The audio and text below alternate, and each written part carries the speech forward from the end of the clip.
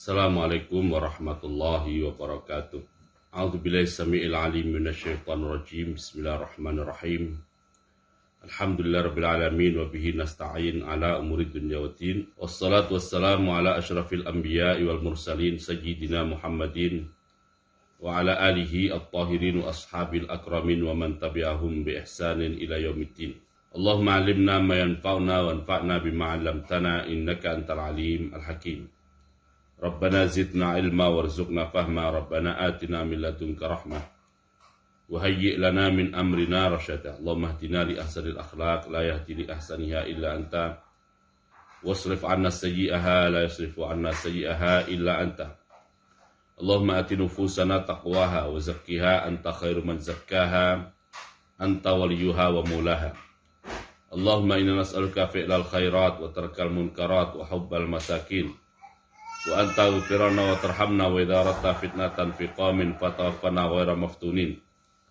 Allahumma inna nas'aluka hubbak wa hubba man yuhibbuk wa hubba amalin yuqarribuna ila hubbik bi rahmatika ya arhamar rahimin. Allahumma ighfir lana wa liwalidina wa limasyayikhina wa limasyayikhihim wa lil hadirin was sami'in. Allahumma rzuqna al-ikhlasa fil qawli wal amal ya rabbal alamin. Hadirin hadirat Bapak Ibu yang dimuliakan Allah SWT, alhamdulillah wa syukurillah atas limpahan nikmat anugerah dari Allah SWT, wabil khusus nikmat iman, Islam, sehat walafiat. Kita bisa bertemu kembali di pengajian pagi hari ini. Semoga pada pengajian pagi hari ini Allah tambahkan nikmatnya kepada kita, nikmat ilmu, nikmat pemahaman, serta kemudahan untuk mengamalkan apa yang kita pelajari. Amin ya rabbal alamin. Bapak Ibu yang dimuliakan Allah Ta'ala, kita akan melanjutkan bacaan kitab Riyadhus Shalihin. Ya. Kita akan langsung masuk ke bab pertama dari kitab Riyadhus Shalihin. Bismillahirrahmanirrahim. Wa bisanatil muttasili dari Imam Nawawi rahimahullah. Qala Imam Nawawi, Bismillahirrahmanirrahim. Babul ikhlasi wa ihdarin niyati. Bab yang menjelaskan tentang ayat serta hadis. Ayat serta hadis yang berkaitan dengan ikhlas. Dan juga wa ihdarin niyah, dan menghadirkan niat fi jami'il a'mal, pada seluruh amal, wal aqwal, dan pada seluruh ucapan wal ahwal. Nah, ini menarik nih ya. Wal ahwal, juga menghadirkan niat dalam semua atau seluruh keadaan al-barizati yang kasat mata, wal khafiyati, dan yang tersamar atau tidak kasat mata. Oke, Bapak Ibu yang dimuliakan Allah SWT, judul yang bagian pertama ini ya, al-ikhlas wa ihdarin niyah, ini mengingatkan kita kepada Alkitab As-Sabi ya. Alkitab As-Sabi min Rub'il Munjiyat, mengingatkan kita kepada Alkitab As-Sabi ya, min Rub'il Munjiyat min Ihya Ulumiddin ya.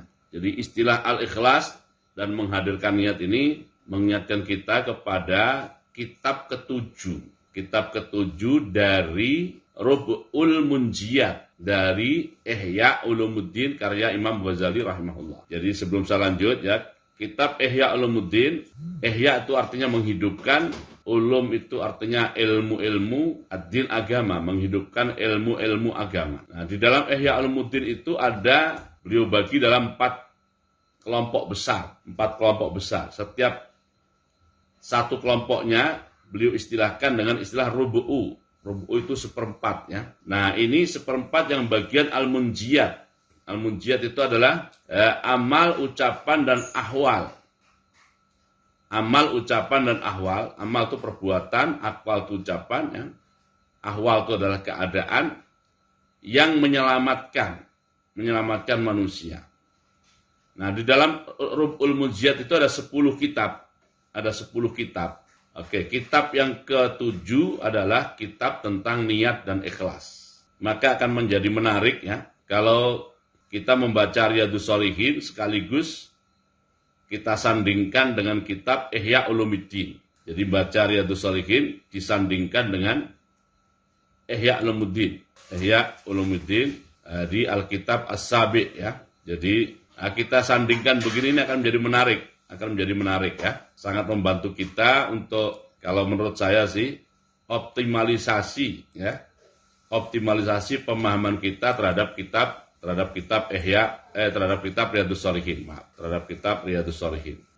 Ikhlas, Bapak Ibu yang dimuliakan Allah Ta'ala, ikhlas artinya memurnikan. Ikhlas artinya apa? Memurnikan. Maksudnya pada saat kita mau berbuat, kita hendak melakukan suatu amal, atau pada saat kita mau berbicara, ya kan? Termasuk pada saat kita mau bersikap. Saat kita mau bersikap, itu pada perbuatan, pada ucapan, dan pada sikap kita itu berpotensi untuk masuk berbagai motif dan berbagai tujuan. Berpotensi bagi masuknya berbagai motif dan berbagai tujuan. Yang namanya ikhlas artinya adalah segala motif, segala tujuan yang bukan karena Allah kita bersihkan. Kita singkirkan supaya amal kita murni, baik dari sisi motif maupun dari sisi tujuan, untuk dan karena Allah SWT. Begitu juga saat kita berbicara atau berucap, atau pada saat kita bersikap gitu ya. Oke. Nah, itu ikhlas. Niat, Bapak Ibu yang dimuliakan Allah Ta'ala, niat itu adalah apa ya? Perbuatan hati dia itu. Dia itu perbuatan hati. Amal tapi amalnya hati. Niat itu ya. Nah, niat itu dimulai dari yang paling lemah. Jadi ada niat itu ada tingkatan-tingkatannya. Nah, tingkatan paling lemah namanya al-hajiz ya. Ini pernah saya jelaskan juga tapi nggak apa-apa diulangi. Lalu tingkatan yang lebih kuat namanya al-khatirah. Nah, jamaknya adalah al-khawatir. Yang berikutnya adalah hadithun nafsi. Hadithun nafsi. Yang berikutnya adalah al-himmah. Dan berikutnya lagi adalah al-azm. Ya. Jadi niat ini mencakup mulai dari al-hawajiz atau al-hajiz, al-khatirah atau al-khawatir ya. Hadithun nafsi, kemudian al-himmatu, dan kemudian adalah al-azmu ya. Itu semuanya tercakup oleh namanya niat. Oke. Al-hajiz artinya adalah, saya biasa mengartikan al-hajiz itu terbersit ya, terbersit. Kemudian al-khatirah atau al-khawatir itu adalah terlintas. Kemudian hadithun nafsi itu adalah suara ya, suara hati. Al-himmatu kemudian adalah ya obsesi, saya biasa mengartikan obsesi ya. Dan al-azmu adalah tekad. Nah, semuanya itu tercakup dan terwakili dari kata-kata niat. Karena itu merupakan tingkatan-tingkatan niat. Oke, itu penjelasan tentang apa itu ikhlas dan apa itu niat. Qala Allah Ta'ala, di dalam bab ini Imam Nawawi rahimahullah mengutip tiga ayat, yaitu Al-Bayyinah ayat 5, kemudian Al-Hajj 37, kemudian Ali Imran 29. Kemudian Imam Nawawi rahimahullah mengutip juga untuk menjelaskan tentang ikhlas dan ihdaruniyah ini 12 hadis. 12 hadis antara pendek dengan panjang. Ada yang pendek, ada yang panjang. Kita baca dulu dari ayatnya. Qala Allah Ta'ala, Allah berfirman, a'udzubillahi minasyaitonir rajim, wa ma umiru illa liya'budullaha mukhlishina lahuddin hunafa wa yuqimus shalah wa yu'tuz zakah wa dzalika dinul qayyimah. Wadzalika dinul qayyimah. Wa ma umiru, dan mereka tidak diperintahkan. Ali Imran 92 ya, bukan 29 ya. Dan mereka tidak diperintahkan illa liya'budullaha, kecuali supaya mereka menghambakan diri kepada Allah. Mukhlisin dalam keadaan mengikhlaskan atau memurnikan. Dalam keadaan memurnikan lahu untuk Allah ad-dina, segala bentuk ketaatan dimurnikan murni untuk dan karena Allah Subhanahu wa taala. Murni dan untuk karena Allah Subhanahu wa taala. Hunafa'a, dalam keadaan cenderung kepada kebaikan. Wa yuqimus shalah, dan supaya mereka menegakkan salat. Wa yu'tuz zakat, dan supaya mereka membayar zakat. Wa dzalika, dan yang demikian itu dinul qayyimah, merupakan agama yang lurus, Ini juga merupakan ayat pertama yang dikutip oleh Imam Ghazali. Ini juga merupakan ayat pertama yang dikutip oleh Imam Ghazali di dalam Alkitab As-Sabi', kitab ke-7 ya, dari Rub'ul Munjiyat yang ada pada Ihya Ulumuddin. Yang maksud pengutipan ayat ini adalah bahwa semua manusia mulai dari zaman Nabi Adam alaihissalam sampai nanti sampai ke kiamat, ajaran Allah kepada mereka itu sama. Yaitu mereka tidak diperintahkan kecuali supaya mereka menghambakan diri mereka kepada Allah, atau menjadikan diri mereka sebagai hamba-hamba Allah, tapi tidak asal menjadi hamba Allah. Hamba Allah yang memurnikan segala bentuk ketaatan. Kalau din kita arti ketaatan. Memurnikan segala bentuk keagamaan mereka, murni untuk dan karena Allah Subhanahu wa taala. Ini ajaran semua nabi dan Nabi Adam sampai Nabi kita Muhammad SAW sama. Nah, maka kita sebagai umat Nabi Muhammad SAW, ya berarti ya kita terkena juga perintah ini, perintah seluruh ajaran para nabi dan rasul.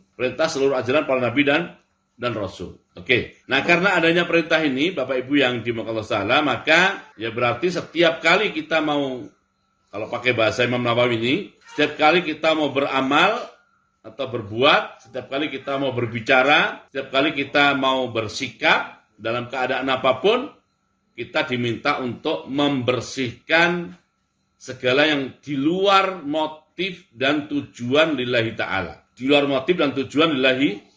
Oke, ayat pertama, ayat kedua, wa qala ta'ala lan yanalallaha luhumuha wala dima'uha walakin yanaluhu taqwa minkum. Lan yanalallaha Al-Hajj 37 ya. Saya mau melihat terjemah resminya saja dah ya. Al-Hajj ya 37. Daging hewan korban dan darahnya itu sekali-kali tidak akan sampai kepada Allah. Ini namanya terjemah tafsiriyah ya. Bukan terjemah lafziyah. Tetapi yang sampai kepadanya adalah ketakwaan kamu.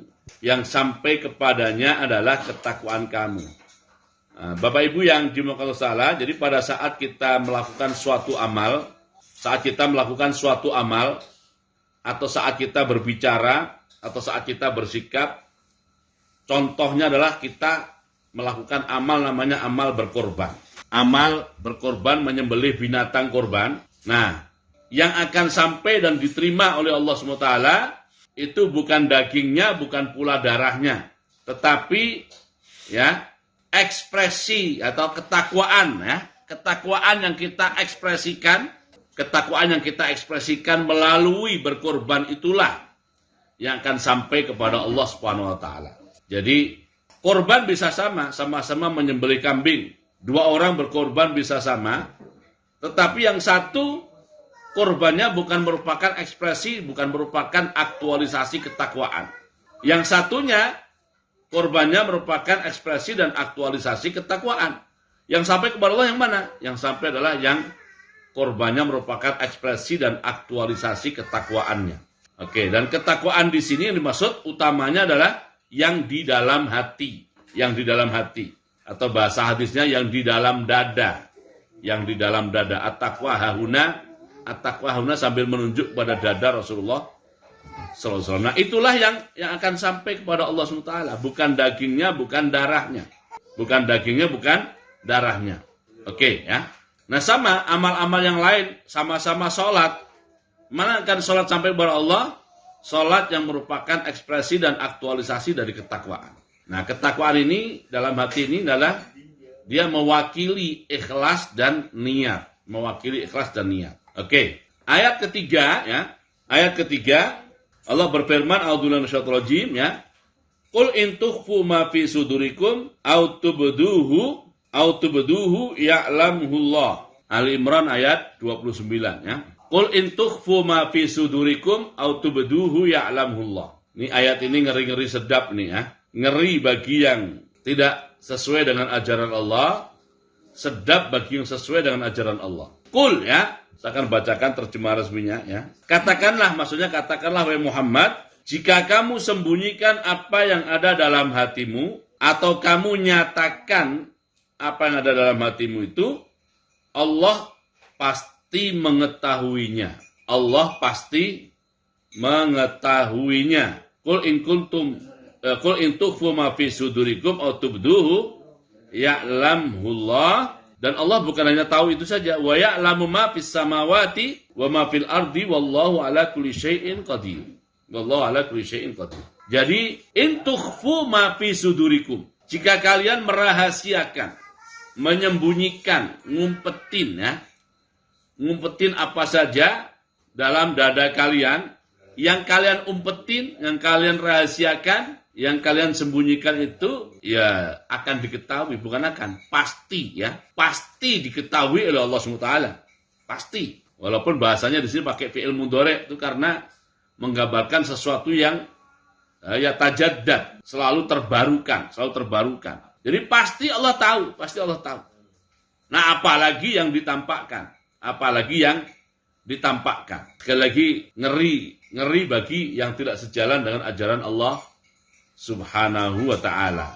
Ini ada kisah pada zaman generasi sahabat Nabi, pada zaman sahabat Nabi ya. Terus terjadi perang pada zaman Rasulullah SAW. Terjadi perang. Nah, singkat cerita ya, ada seorang yang ikut berperang bersama Rasulullah SAW. Dia pernah membunuh orang kafir, tapi kemudian dia pun juga terbunuh. Nah, waktu dia yang ikut berperang bersama Rasulullah itu terbunuh dan para sahabat Nabi yang lain ingin mengubur dia, itu bumi menolak. Jadi setiap dikubur dia terpental lagi ke permukaan bumi. Dikubur lagi, terpental lagi ke permukaan bumi. Dikubur lagi, terpental lagi ke permukaan bumi. Bumi seperti menolak begitu. Maka ini mengherankan para sahabat Nabi, tapi akhirnya Allah SWT beritahu rahasianya kepada Rasulullah SAW bahwa orang yang dikubur ditolak itu adalah karena waktu dia membunuh orang kafir, pas posisi mau tersabet oleh pedang orang kafirnya mengucapkan 2 kalimat syahadat. Mengucapkan apa? 2 kalimat syahadat. Berarti kan pedang harus ditarik. Karena siapapun yang sudah mengucapkan 2 kalimat syahadat tidak boleh dibunuh. Nah, tetapi waktu itu posisinya itu posisi tanggung. Jadi pedang sudah mengayun. Sehingga terlihat secara teknis. Teknis itu sulit menarik pedang. Gitu, secara teknis. Sehingga pedang tetap lanjut dan orang kafir itu pun mati. Orang kafir yang sudah bersyahadat itu pun mati. Padahal sudah bersyahadat. Nah, tidak lama setelah itu yang membunuh ini pun kemudian juga terbunuh. Itulah yang cerita kemudian dikubur, bumi menolak itu. Rasulullah SAW diberitahu oleh Allah SWT tentang peristiwa itu, bahwa yang dibunuh itu sebenarnya sudah mengucapkan 2 kalimat syahadat, tapi pedang tetap dilanjutkan membunuh. Nah, yang ngeri itu bukan di situnya, Bapak Ibu. Ada yang dibuka lagi oleh Allah kepada Rasulullah SAW. Jadi orang membunuh itu, waktu dia hendak membunuh, dia melihat yang melekat pada diri orang kafir itu harta benda yang berharga. Mungkin pakaiannya, mungkin dia menggunakan emas dan sebagainya. Benda-benda berharga melekat pada tubuhnya. Tapi karena lokasi itu adalah lokasi tentara yang maksud mereka adalah menghancurkan Ka'bah, Allah mengazab mereka dalam bentuk ditelan oleh bumi mereka. Tiba-tiba bumi bergerak, ya, terbelah, mereka semua ditelan oleh bumi. Termasuk pedagang-pedagangnya, tukang-tukang cendolnya, semua tertelan semuanya.